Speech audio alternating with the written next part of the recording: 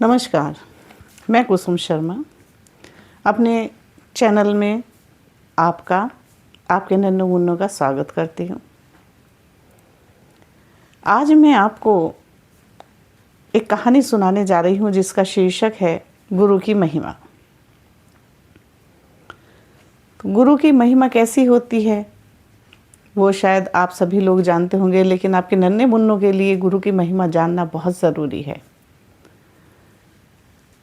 आश्रमों में पढ़ाई पहले भी होती थी, आज भी होती है।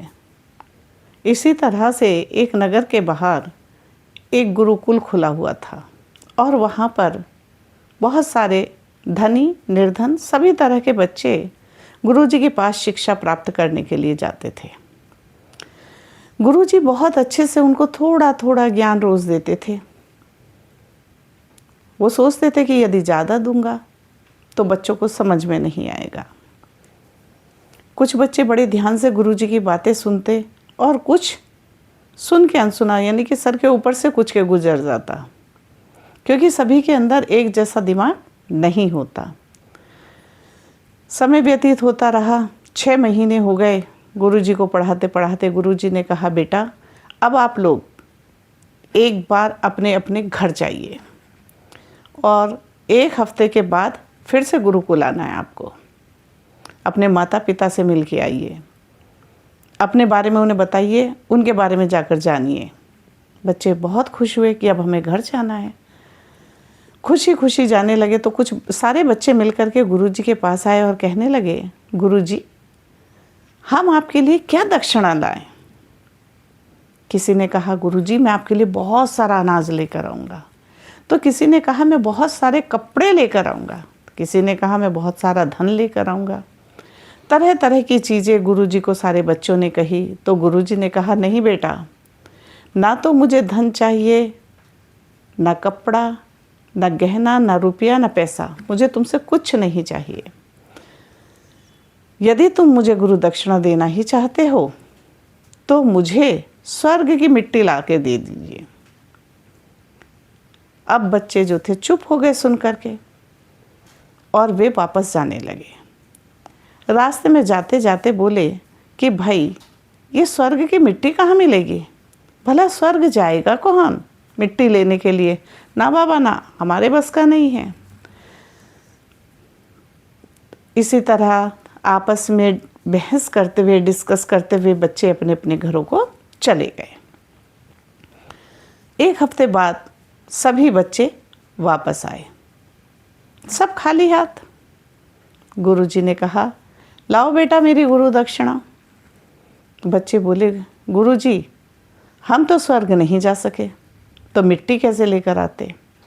गुरुजी ने बारी बारी से हर बच्चे से एक ही प्रश्न किया, क्या तुम स्वर्ग की मिट्टी लाए हो? क्या तुम स्वर्ग की मिट्टी लाए हो? एक बच्चा बोला, गुरुजी मैं स्वर्ग की मिट्टी लेकर आया। सारे बच्चे उसकी तरफ देखने लगे। गुरुजी को बड़ा आश्चर्य हुआ, कहने लगे, आओ बेटा लाओ स्वर्ग की मिट्टी लाए हो तो। उस बच्चे ने एक कागज़ की पुड़िया बंधी हुई गुरुजी को दे दी। गुरुजी ने उसको खोला, देखा तो उसमें सचमुच मिट्टी थी। गुरुजी ने सबसे पहले उस मिट्टी को अपने माथे से लगाया और कहने लगे, बेटा मेरे पास आओ। बच्चा आया, कहने लगे, बताओ तुम्हें स्वर्ग की मिट्टी कैसे मिली? कहने लगा, गुरुजी जब हमने पहली बार गुरुकुल में दाखिला लिया था, आपने शुरू में ही इस स्वर्ग का महत्व बताया था, वो मुझे याद है। बस वहीं से मुझे स्वर्ग की मिट्टी मिल गई। गुरुजी बोले, सारे बच्चों को बताओ, इन्हें किसी को नहीं पता। कहने लगा, गुरुजी हाथ जोड़ करके कहने लगा, गुरुजी आपने बताया था कि माता पिता के चरणों में स्वर्ग होता है। मैं तो यहाँ भी सुबह प्रातः जब उठता था तो सबसे पहले माता पिता का स्मरण करता था, फिर आपके चरण स्पर्श करता था, तब मुझे उस स्वर्ग की अनुभूति होती थी। ये सुनकर के सारे बच्चों को बहुत आश्चर्य हुआ और बच्चे बहुत खुश हो गए कि भाई स्वर्ग की मिट्टी कहाँ मिलती है, अब उनको पता चल गया। कहने का मतलब यही है कि स्वर्ग जो है माता पिता के चरणों में होता है, जिसका महत्व आज के समय में बच्चे जानते ही नहीं हैं। इसीलिए कबीरदास जी ने एक दोहा भी बोला है, गुरु कुम्हार शिष्य कुंभ है, गड़ी गड़ी काढ़े खोट, भीतर हाथ सहार दे, बाहर बाहे चोट। हर गुरु अपने शिष्य को अच्छा बनाने के लिए सब प्रकार से उसकी सहायता करता है, सब प्रकार से उसको ज्ञान देना चाहता है कि शिष्य उसका उच्च से उच्च शिक्षा प्राप्त कर सके। बस आज मैं अपनी कहानी को यहीं विराम देती हूँ।